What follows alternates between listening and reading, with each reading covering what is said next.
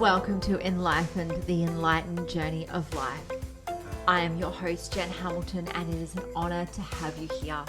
I am a conscious life coach and women's empowerment mentor, and I activate a potent level of self and soul inquiry with my clients, which initiates deep and lasting transformation in all areas of their lives.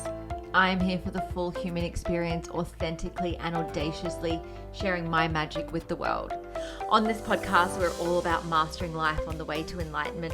And as we are here having a human experience, we might as well embrace it all. We play in the space of what is real and tangible, just as much as we play in the space of esoteric and metaphysical.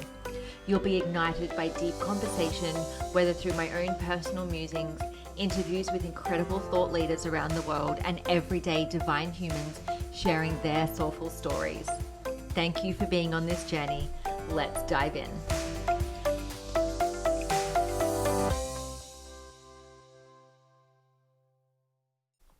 Hello and welcome to this episode of the Enlightened Podcast. I am your host, Jen, and today I'm joined by Dr. Amber Tichenor.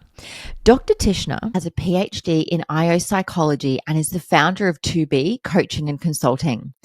A thought leader on the topic of women's rivalry, Amber has 20 plus years experience as an organizational change strategy and leadership consultant, where she helped guide businesses through transformational change. Her book, Behind Frenemy Lines, Rising Above Female Rivalry to Be Unstoppable Together, published by Morgan James Publishing, is on sale now. Amber's goal is to promote collaboration over competition, to empower women to find their voice, leave the rivalry behind, and team up with a community of like-minded women to support each other to be unstoppable together. I am so excited to have Amber on the show. So without further ado, let's dive in. Welcome, Dr. Amber. Thank you so much for joining me. Thank you for having me. I'm excited for our conversation today. I'm so excited to chat about female rivalry because it's something that is so prominent in so many like friendships, workplaces, and obviously like you're a coach and consultant in organizations and you run trainings and speak on this topic. Tell us all about female rivalry and what does that even mean? Well, it means different things to different people. And when I first started my research, there was not a definition about it out there. So I made up my own. And it's female rivalry is when one woman minimizes another woman so they both feel smaller than they really are. Female rivalry hurts individuals, teams, and organizations. And frequently when I'm talking or giving a training, I'll get a hand up in the air like, well, I understand why one woman feels small because she's the target of this awful behavior, but why do both women feel small? And my response and my thought is when I came up with that definition is that you have to feel small to project that type of behavior onto somebody else. So in this type of behavior, I don't think there is any winner. So when I first started doing research on this topic, I stumbled upon it. I did it for my PhD dissertation, and I'm an organizational psychologist, so I had to write about a problem I saw in the working environment, and I knew I wanted it to be about women.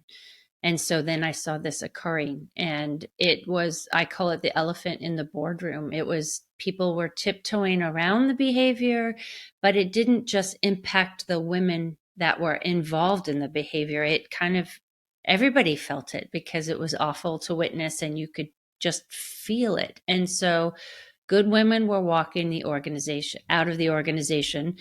And also bad behavior was being rewarded because the woman that initiated the behavior ultimately stayed.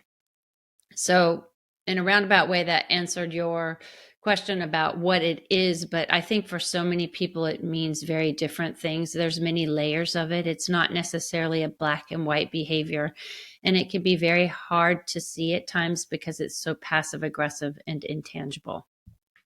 Wow, thank you so much. And I love that you've articulated that so well. And how did you get into this work? What was it that led you on this path? So I saw it happening for, as I said, when I was writing about it. And then I collected these stories and I was blown away. Like, it was awful. I just thought, how can such an awful behavior be made fun of, or people call it a cat fight, or women being dramatic. And when these women were sharing their stories, I just thought there's so much more to this. And until that time, I'd had, little bits of it happen to me, on and off in college, or maybe even younger, and even as an adult, but I hadn't had a full blown rivalry experience. So I kept collecting stories, and I realized too, it doesn't just happen at work. It just happens, unfortunately, to a lot of women in general. So I'm collecting all these stories. I left the job I was in. I moved, had kids, got married, started a new position, and I was consulting again. And I was dealing with a woman that, to say the least, she was an unsavory character. She was awful. And I thought, okay, I need a job change. I couldn't quite place what was going on. I would communicate with her and put it back on me. How can we improve our relationship? We both have the same end goals, but it was just awful. I started to dread when I would wake up on Sunday morning. I dread going to work the next day. I'd have a pit in my stomach. And one day I was driving to work, and my mom said, we were chatting on the phone, and she said, I hate to see how you doubt yourself, all because of this woman. And I went, oh, I'm in it. I'm in it. This is what I interviewed these women about, and now it's happening to me. And so I went in and I quit. And that's how my business came about, because really what cut me to the core was, if I'd studied it as in depthly as I had and collected all these stories, but yet it's happening to me and I didn't see it and I couldn't name it, what's it doing to women who don't have this knowledge? So I'm like, it needs to be talked about, because women, we should be supporting and advocating and empowering each other, not tearing each other down. Yeah, absolutely. And like, why? Why does this happen? Why do women act this way towards each other? There are many reasons why. It could be, maybe how you're raised, maybe a prominent female in your life, you're mirroring what you saw her behavior. Maybe it's the need for control. Maybe there is true jealousy or envy. Um, Maybe you're in a situation where there's perceived no room at the top, so you feel like you have to fight your way for it. But ultimately, I truly think in my heart, and from the stories and the research I've conducted, is women who love themselves love other women. And so if you are not comfortable in your own skin, if you don't love who you are as a person, it's going to be very hard to love other people. So I think that's initially what it all stems from. Sure, that you might be have a low self-esteem, or you might want control, or this or that, but ultimately you have to be comfortable with who you are, because women who love themselves love other women. And that, I think, is the root of the problem as to why. So with Mm. lots of other little things involved too. Yeah, absolutely. If someone's in a situation, so let's speak into the workplace. If Yeah. someone is in a situation where they're being bullied or being, treated less than, Yeah. by another woman, what are some of the signs that they can start to look for? Like you mentioned, like you didn't even realize that you were in it until you're in the thick of it. And then someone pointed out, you know, the way it was reflecting in your behavior. Yeah. What is it that people can look for? So I think, first off, I do know from all the women I've talked to, and even in my own situation, when you're in it, it's very hard to talk about it, because the behavior is very often intangible. Often it won't be done in front of other women. It might be behind closed doors. It might first start with a comment.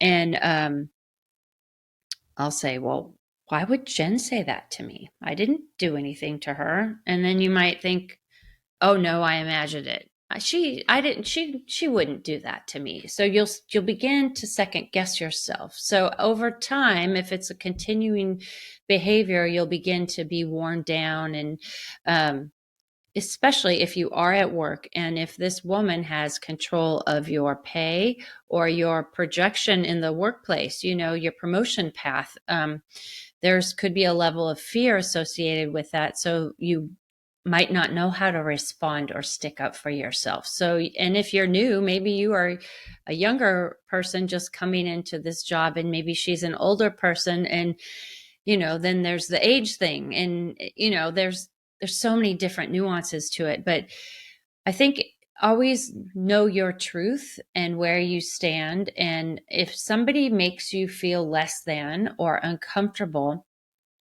there are ways to bring it up, without, did you mean to make me feel that way? Or maybe I misunderstood what you said. Can you please clarify? Maybe when you start to call things out a little bit, that lets the other person know that you see what they're doing. If it continues, if it's ever done in front of a group too, I'm also a big advocate of humor. Like, you can make a joke of something where it lets the other person know, okay, I'm joking about it now, but yeah, actually, I see what you're doing and it's not cool. So, I'm calling you out on it nicely. Yeah. And so for any of our listeners that are out there that have businesses and that have teams working underneath them and can see this playing out within their staff or within their team, what is some of the things that they can do to, nip it in the bud?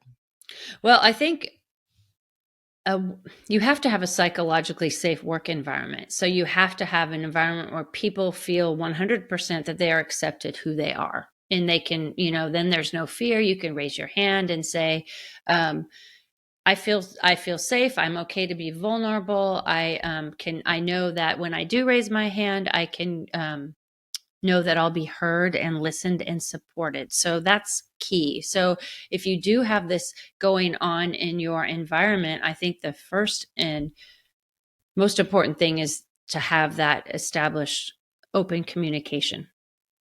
And with that, the no tolerance rule. You're not going to accept this behavior. So maybe it's a one strike, maybe it's a no strike, but it's no.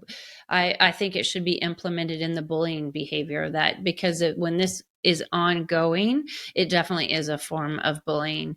I think you can also have bystander training.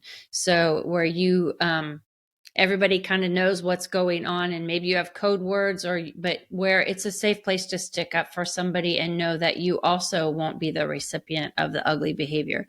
Unfortunately, that's not often the case. And so often it's simply not talked about, which is back to the elephant in the boardroom. People tiptoe around it because work is also your livelihood, and it's where you make your money. And so that adds a whole level of, it's a burden, or on top of already an ugly behavior. So it can be very hard to talk about it at work. And if you're seeing it, you don't know maybe who you can trust to reach out to for help. Yeah, no, that's amazing. It's so interesting, isn't it? Because I've worked in so many different workplaces. I've had many different jobs in my working, when I was in the corporate lifestyle Yeah. many moons ago. And, I saw it, at times, I was actually subject to it by head of HR. Oh my And so Lord. there was actually nowhere else to Mm. go from there. There was nowhere else to go, unfortunately. And so that made things a little bit difficult. And I think it was after I went on maternity leave, this particular person had left. And then Yeah. I was subject to it again, though, from a male in the workplace. I ended up just resigning. There was nowhere else to go, Yeah. which is really disappointing because I loved my job and I loved the work that I did. And it was a company, I'm not going to mention the name of it, but it was a No. company that is very well known and Mm-hmm. very active in women's rights. And Ah. it was a Ah. very interesting experience to see what happens behind closed doors of some of these, these bigger corporate companies. Yeah. um and it's so funny, my partner always says a dead fish stinks from the head down. It um does. I like that one. Yeah, and so, like, when it's happening from the top, there's nowhere to go.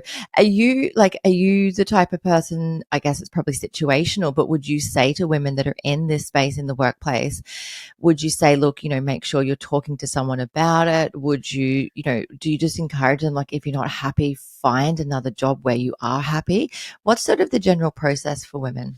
Well, one thing I always say is to keep your resume updated so you aren't pigeonholed in a place, because sometimes looking for a job can be a full-time job. So, in fact, not sometimes, most of the time. So, if first and foremost, because this behavior is often so very intangible and it's hard to explain if you can't formulate what it is, or if you're going off your gut. And it sounds crazy, but some of it is your gut feeling. You know when somebody doesn't like you or if somebody has it out for you. But if you have to go to HR and explain that to them, well, they're going to say, show me proof. So when you first do start to see it, document, document, document. Begin to write down what's occurring, because after time, you are going to see the story and the pattern will reveal itself. That is first and foremost. Look at who you can trust. So you mentioned, which is so unfortunate with HR, but I've heard that story before where women have said, I went to HR and they basically told me I was the one that was the problem, or they didn't trust me, or they were targeting me. So it's knowing who you can trust, which goes back again. If you are and like you said, as much as you loved your job and the environment you are in, and they're portraying one thing for women's rights, but when you're in the thick of it, it's not a psychologically safe environment. You have to really evaluate what you want. I mean, look at how much time you spend at work. So I'm not advocating that you just go out and find a new job or quit, but you need to know who has your back, and who will support you when you are in that environment. And if you can't find somebody, then that's a big red flag. That tells you what the culture is like. And it's so hard to assess a culture before you go into an organization, but as much as you can do your homework and talk to people who work there, or, people who may have left, and really get the skinny on something, that can help you. But, if, you initially talk, I'm an advocate of too, okay, try to talk to the woman, like maybe go have a coffee, step out of the work environment, and, maybe go take a walk, have a coffee or something. Say, hey, how can we work better together? Because sometimes maybe there are cultural differences. Maybe, you were raised differently. And so you might come at it, just be approaching things from very different views. Maybe not, though. So there are different little tricks you can do, but you really do have to evaluate, for as much time as you spend there, is it worth it? Like what you did, and like what I did too. I just was done. I was reactive though when I quit, and not everybody has that luxury to just leave. That's so true, isn't it? And like you mentioned, like this is people's livelihoods here. They're, Yeah. especially if they're in a position where there aren't other jobs available in their Yeah. field, and they've done all this training, they've done all this study, Yeah. or perhaps they're working towards a goal of long service leave, or any of those things. It's Yeah. not. I know, I completely understand. It's not easy to do. Oh, okay, I'll just leave, or I'll just ask No. for a transfer or something. Sometimes it's just not possible. So I like the option of possibly having that conversation outside of the workplace.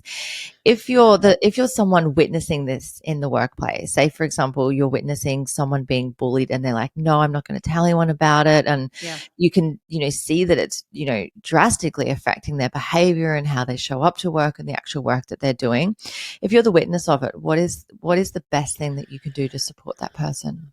I think first, I would talk one-on-one with the individual who's being targeted. Say, I'm seeing what's going on. I'm here for you. Let them know you are their ally and you're there to support them.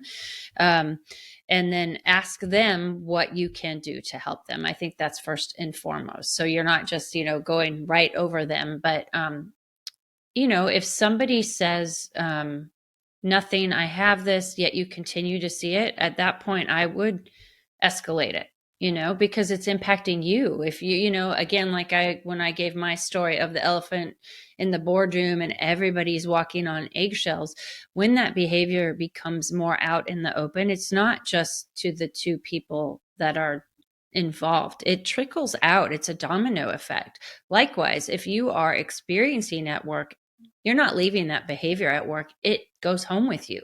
It impacts every segment of your life. And so if the person who's on the receiving end maybe is slowly beaten down, and from And this is the crazy thing, all the stories I've ever gotten, every woman who's experienced this said they feel alone when they experience it. I did. I couldn't voice it. And so when you're alone, you feel alone and you can't voice what's going on. If somebody can be an advocate for you, I think that's the most wonderful thing, because they can help you get out, or help you maybe step away and see truly what's going on if you are beaten down and can't see it yourself. So I first, though, would talk to the person, because just to let them know you're there, maybe they'll say, yes, please, I need help. Yeah, beautiful. I want to circle back to your experience that you had in this Yeah. space. And then once you realized what was going on, what was the process that you went through to overcome it? And how long did that take you? You know what? When I really realized it and I went in that day and quit, I felt like this instant relief, like this relief. But then also, it took a while. It took a few months. And I will honestly tell you what helped me truly understand it more, which is crazy, because here for the past few years, I'd been collecting all these stories from women about their experiences from all over, social, family, primarily a lot were in the workplace. But I started sorting back through their stories, because at that point I was thinking, okay, let me lump them together. I was thinking about writing my book. And that's when it hit me. And I was like, oh my God, here I was. So I call it the one of the best worst experiences I could have had. I think I needed it in some ways to be this subject matter expert about it. But I thought, by these women sharing their stories before I had experienced it myself, that I knew everything. But no, I think I needed to truly feel that rock bottom to know what it was like. And so their stories helped heal me, because I really could relate. I think I reread them with new eyes, and I was like, oh my gosh, she did that to me. And then I'd read another one. Well, and that happened. And so I had all these like revelations that it was so crazy. I couldn't see when I was in it, but rereading the stories that I'd already once read before, it helped me heal. And I'm just very passionate about it, because it's tragic to me that women will tell me I will never work for another woman again. I will never work on an all female team. I don't have true women friends because I don't know who I can trust. And I'm like, that breaks my heart. Like, women are half of the population in the world. And if you feel that you don't have women by your side, it's tragic. Yeah, it's that deep witch wound, isn't it? Like it dates Yes. back Yeah. a very, very, very long time, and it's always been, especially in our lifetime, it's always been within women, that we have to be in competition with each other. Yeah. And I think, as we bring awareness to these ways of being, we can actually step into that space of collaboration. Um, 100%. Oh, yeah, and it yes. can happen in friendship dynamics as well. I actually had a friend last year who I thought was my friend and, acted like a friend. And Wow. I then had information come through from another friend that she was after, things within my business and clients and stuff. And it was like, wow, really? Like she put on a good show, that's for sure. Like to lie to my face and like literally turn up to my house and get information about how I run certain things in my business, right in front of me, right in front of my partner. I was like, wow, that was actually really ballsy. And Ballsy, then, but the sense of betrayal is yeah, horrific. yeah, massively, massively. And I'm lucky that I've got, the work that I do, as a coach, I saw it Yeah. eventually. And my partner even says, did you just realize what happened there? I was like, oh no, it's fine. Abundance for all. Everything's all good. And yeah, it wasn't until someone else said, oh, hey, this person's doing this. And I thought, oh, okay, time to go. Yes. Oh, I'm sorry you experienced it. Yes, friendship, it happens in families, social groups. It's rare when when I'm giving talks, I'll have women, I'll ask like 10 questions, like raise your hand if you've experienced this, and raise your other hand if you've experienced this. Well, if both hands are raised, stand up. It is rare that not at least one hand is raised. Mm, Often most women are standing, and I've done a lot of work too with mother and daughter groups. And I remember when it was a group of teenagers, and I kind of did the same questioning thing, and they were all in a circle. And then the moms were on the perimeter of the room. And I just was watching the look on some of the moms' faces, like the complete shock. Like, it's happened, like they were so baffled that it was already occurring. And I remember when my daughter was in kindergarten, I was shocked, but I thought I had at least until middle school. And nope. it it's at all ages, unfortunately. And you don't want to feel like every woman is out to get you, or you have to watch your back. I'm completely of your mindset. I'm trusting and abundance. Like, I'm happy to share what I have with other people, but I don't know. There are some people that are takers. Yeah, yeah. It's interesting that you mentioned the daughter thing because I have a daughter and she's 8 years Yep. old, and I've seen it already in school. And she Uh, goes to a like an independent school, so it's a little bit different yep. from mainstream. Yep. And here I am thinking, oh no, like the behavior patterns will be different, Yep. and it's really not. Like it's still got the little clicky groups, and Yes. some of them are just little bitches. They are. They're fully bitchy. And you think, so my first debate with my daughter was in kindergarten, and she was mentioning things that were happening on the playground. And I went, no, that is, at that age, that is not an intrinsic behavior. That is a behavior that's being mirrored from That's learned somebody behavior. in Hmm. their life. And so, we sat down and had, so one of our biggest conversations ongoing now with both of my kids is, it sucks to be on the receiving end of this type of behavior. It feels awful. You feel like you are, 1 inch big, but you absolutely have no control over somebody else's behavior. But what you always, always, always have control over is your own, and that includes how you respond to it. So, I certainly don't want my kids or anybody else to be walked all over, where somebody knows they can just do whatever. But so you have to have your own voice and have your sense of boundaries. But you can walk away, you can ignore. There are different, you can practice the pause. There are different things you can do to not stoop to their level, because I think sometimes people, if they're really truly mean and a bully, they want the engagement with it. That's so true, isn't it? And like you said, it's a learnt behavior. There was a Yes. girl in my daughter's class who I think she was maybe nearly 7 at the time, so Yep. young. And my Babies. my daughter was having a birthday party, and she didn't want this particular girl there because they'd been Yeah. on and off friends basically for the whole year. Yeah.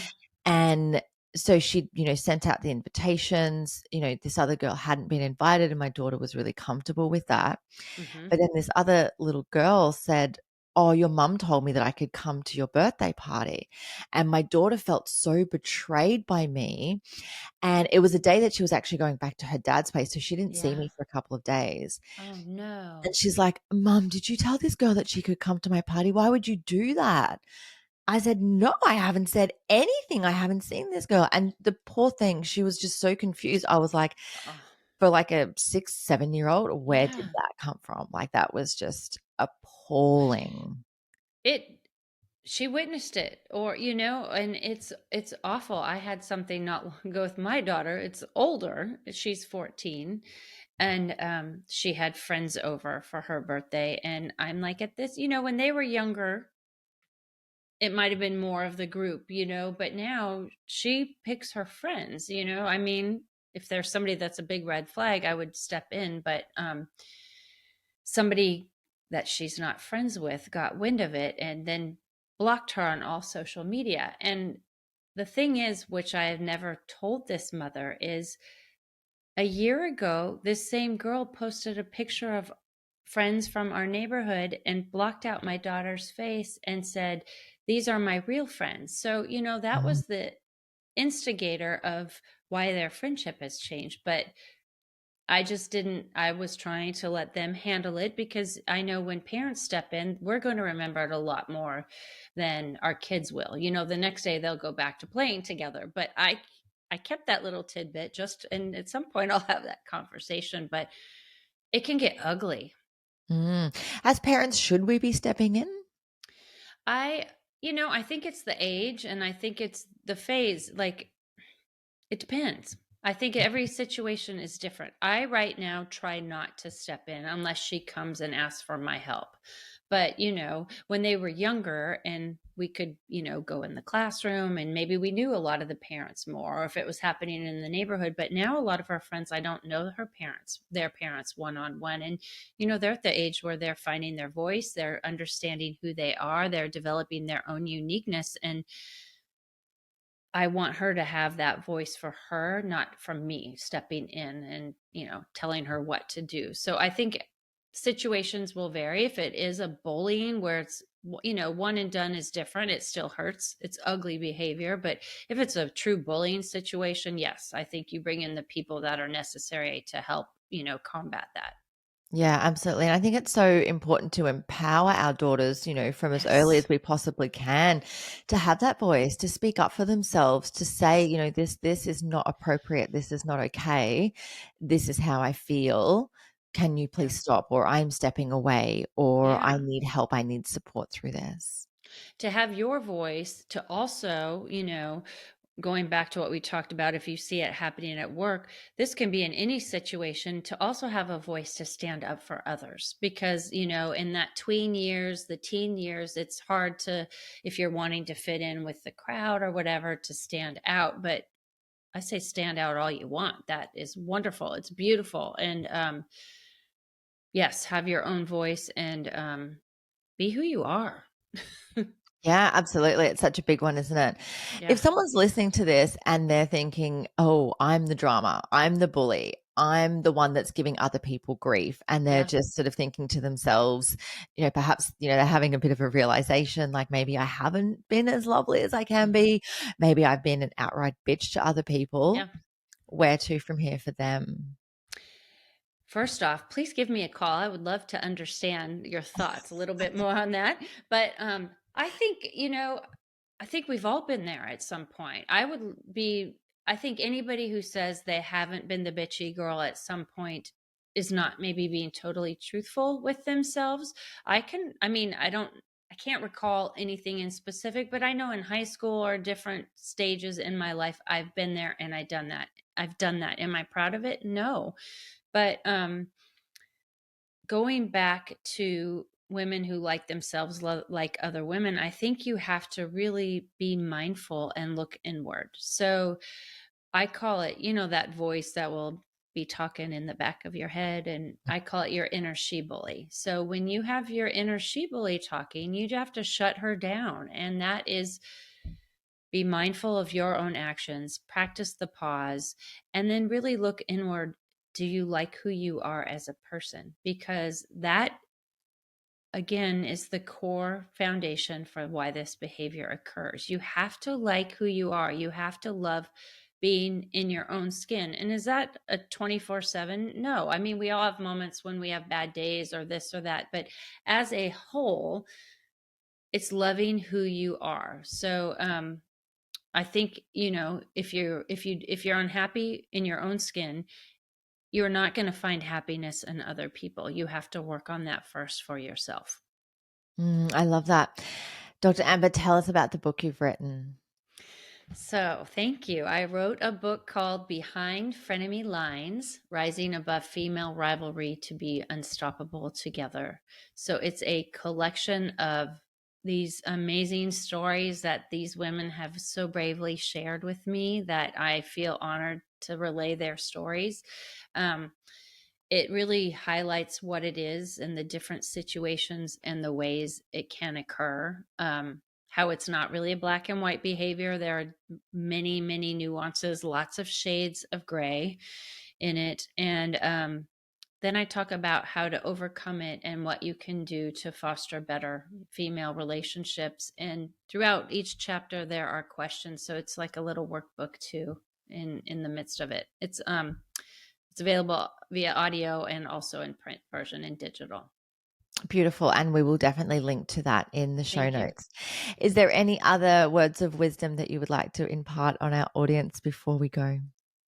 I think the one thing, going back to, if you are going through this and if it is something that you can vocalize, do so. You need a support system because it breaks my heart that women say they feel so alone and that, they don't have friends or these support systems. I mean, scientific studies have been done that women truly need each other. Like, you release oxytocin and all these wonderful chemicals by being together, and just know that you aren't alone. I think it feels lonely because it's an ugly behavior and it's an isolating behavior, but there are women out there that uplift and empower, and sometimes it takes work to find your right group or your right circle or your right tribe. But, I liken it to dating. I dated my partner, my husband, and you can date your friendships to find your right fit. So that's what I would leave with you. Know you are not alone, and that there are women out there that will give you what you give them in return. I love that. That's so beautiful. Thank you so much for coming on and having a chat with me today. And thank you for the incredible work that you do and sharing your message. It's so important to have these conversations and to feel empowered to have a voice and move through this female rivalry. Thank you so much for having me, and I've enjoyed our conversation. Thanks, Dr. Amber.